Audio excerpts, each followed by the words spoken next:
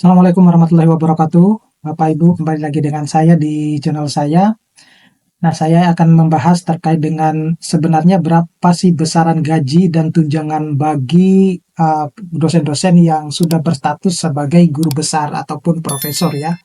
Seperti kita ketahui bahwa belum lama ini Mendikti itu kan mengeluarkan kebijakan terkait dengan pembayaran tukin dosen, khususnya bagi dosen-dosen ASN. Nah, yang bikin penasaran itu adalah sebenarnya berapa gaji untuk atau berapa besaran tunjangan yang mereka akan dapatkan khususnya untuk yang guru besar.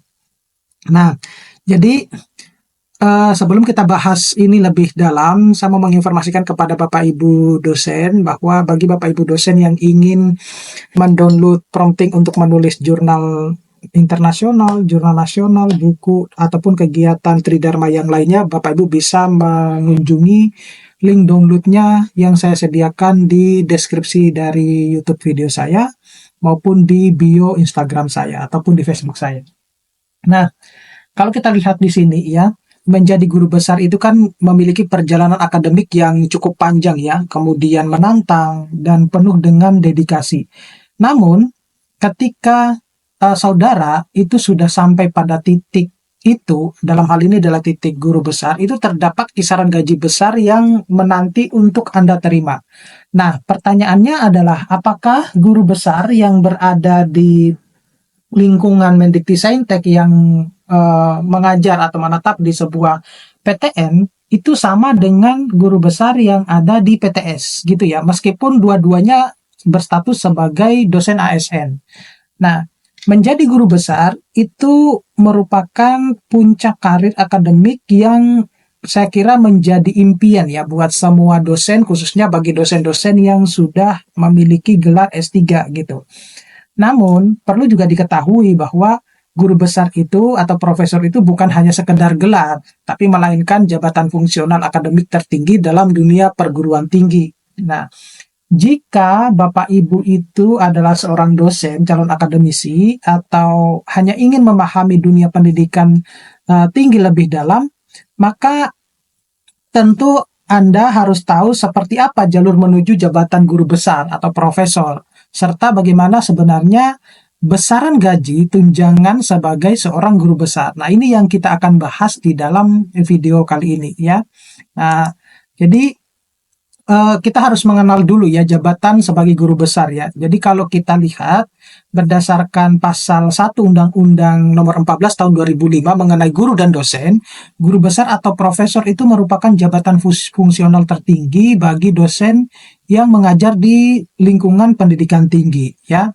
Nah, seseorang dosen itu hanya bisa menyandang jabatan guru besar ini setelah memenuhi syarat administratif, akademik, serta kontribusi ilmiah yang terukur. Nah, jadi kalau sesuai dengan Undang-Undang Nomor 20 Tahun 2003 dan Undang-Undang Nomor 14 Tahun 2005, profesor itu tidak lagi wajib memiliki sertifikat pendidik sebenarnya ya, karena sudah dianggap kompeten berdasarkan pencapaian akademik dan pengalamannya.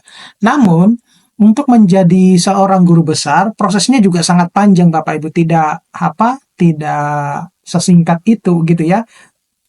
Nah, kita itu harus melalui pendidikan minimal S3 dulu, kemudian harus publikasi di jurnal-jurnal internasional, terutama yang jurnal internasional bereputasi ya. Kemudian hasil penelitian itu memiliki impact besar terhadap perkembangan ataupun memiliki dampak terhadap masyarakat, melakukan pengabdian hingga menerbitkan buku-buku, dalam hal ini adalah baik itu buku referensi, kemudian buku monograf mungkin ya, sebagai bukti kapasitas akademiknya melalui Tridharma perguruan tinggi. Nah, yang menariknya itu adalah ini proses untuk kita menjadi besaran berapa gaji dosen ya atau berapa gaji guru besar ya yang selama ini dihimpun ya dari berbagai macam sumber termasuk di Tukin ya, di Tukin yang terbaru. Jadi secara umum gaji guru besar di Indonesia itu berada di kisaran 11.900 hingga 37.900 per bulan. gitu. Itu termasuk sudah tunjangan yang disesuaikan dengan jabatan dan kinerjanya. Namun jika mengacu pada ketentuan pemerintah Indonesia berdasarkan golongan dan jabatan seseorang, guru besar itu berada di peringkat 4A hingga 4B, sehingga gaji pokok guru besar kisaran sebesar 9 juta hingga 14 juta per bulan. Nah, jadi semakin lama masa kerjanya dan semakin besar kontribusi ilmiah Anda, maka semakin besar pula gaji yang bisa Anda terima gitu ya. Jadi kalau di profesor di luar negeri ya, di profesor di luar negeri itu per tahunnya sudah lebih dari 1 M. Itu per tahunnya. Lebih dari 1 M itu. Kemudian mereka punya spesial, ya sebenarnya bukan hanya profesor saja, tapi mereka punya annual leave gitu ya. Jadi mereka wajib ada cutinya setiap tahun itu 2 kali gitu. Nah, itu yang mungkin kalau di Indonesia belum menerapkan sampai situ. Nah, itu jadi kalau untuk yang associate profesor itu mungkin kalau di Indonesia ya, itu adalah dosen S3, kemudian mungkin dia memiliki jabatan akademik lektor. Nah, itu sudah mendekati 1 M per tahun gitu. Nah, itu belum mendapatkan bonus-bonus yang lain dari universitasnya dan pemerintahnya.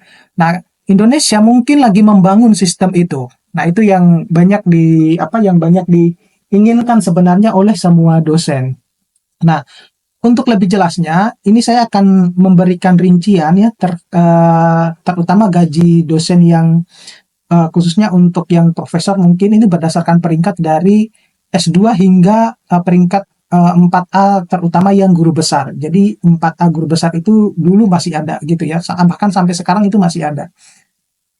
Nah, kalau kita lihat di sini, untuk golongan 3A itu sarjana 1, itu sebagai dosen PNS pemula itu dulu ya. Jadi sebelum diundang-undangkannya bahwa dosen itu wajib minimal memiliki pendidikan S2 itu sebelum tahun 2000 atau diundangkannya Undang-Undang Nomor 14 tahun 2005 itu sebelum tahun 2005 itu banyak dosen-dosen yang masih S1 gitu. Bahkan saya waktu itu dosen saya masih S1 dan posisinya sedang S2 semacam itu. Nah, ini Anda akan memulai dari peringkat 3A dengan gelar sarjana. Kemudian pada jabatan dan golongan ini gaji yang akan Bapak Ibu terima itu sekitar 4 juta hingga 7 juta per bulan. Nah, kemudian kalau untuk yang golongan 3B dalam hal ini adalah magister. Nah, ini mungkin yang sudah paling umum ya. Ketika Bapak Ibu menjadi dosen dengan posisi S2 itu maka akan mendapatkan golongan 3B ini. Nah, ini setelah menempuh pendidikan magister, itu naik ke peringkat 3B, di mana gaji ini naik level ya dari menjadi 5 juta hingga 9 juta per bulan. Nah, dosen di tahap ini umumnya adalah mulai aktif melakukan penelitian dan berpartisipasi dalam berbagai kegiatan pengabdian masyarakat. Nah, yang menariknya itu adalah golongan 3C doktor, S3. Ini banyak ya, terutama mereka yang sudah posisi lektor, tapi ada yang golongan 3C sampai yang 3D gitu ya. Nah, dosen dengan gelar doktor ini menempati pangkat 3C ataupun 3D ya, dengan gaji berkisar antara 6 hingga 11 juta. Nah, sebagai doktor, tuntutan akademik ini jauh lebih tinggi, termasuk publikasi di jurnal ilmiah bereputasi dan keikutsertaannya aktif dalam kegiatan tridharma yang lainnya. Dan untuk yang golongan 4A atau yang disebut dengan profesor aktif, ini adalah golongan dosen yang sudah resmi menjadi atau menjabat sebagai guru besar ataupun profesor. Jadi pada waktu itu bahkan ada yang guru besar ya. Di beberapa kampus itu yang saya temui ada yang guru besar, itu posisinya mereka masih 3C. Itu zaman guru besarnya di tahun 2010-an lah, semacam itu. Nah, dengan beban akademik dan tanggung jawab yang tinggi, maka gaji jabatan sebagai guru besar itu naik menjadi 9 hingga 14 juta. Nah, selain mengajar dan meneliti, profesor juga membina dosen muda. Mereka memiliki kewajiban untuk membina dosen muda dan memimpin riset internasional. Nah, itu yang banyak. Kemudian ada yang golongan 3B juga untuk yang guru besar utama ya, di mana untuk golongan ini biasanya itu disandang oleh profesor senior gitu ya, profesor senior yang sudah mendekati masa pensiun atau tidak aktif lagi mengajar. dan gaji yang diterima oleh golongan 3B ke atas ya, 3B, 3C, mau sampai mentok ya, yang 3E itu mungkin dia akan mendapatkan bayaran sebesar 11 hingga 16 juta per bulan. Nah, meski aktivitas akademiknya itu berkurang, penghargaan atas dedikasi dan kontribusi ini tetap melekat, sehingga gaji yang diterima itu masih cukup besar.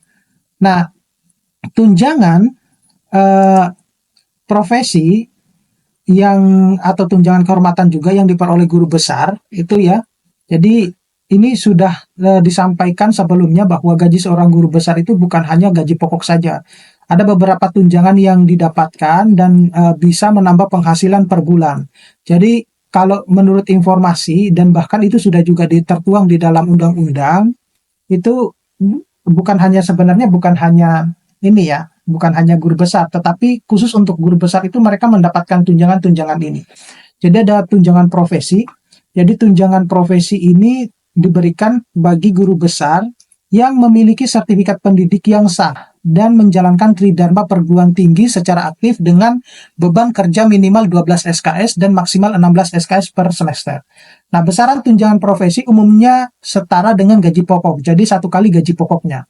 Kemudian ada tunjangan kehormatan. Nah, tunjangan ini diperuntukkan bagi profesor yang menerbitkan buku ilmiah, menghasilkan karya ilmiah orisinil, dan menyebarluaskan pemikiran akademiknya di ruang publik.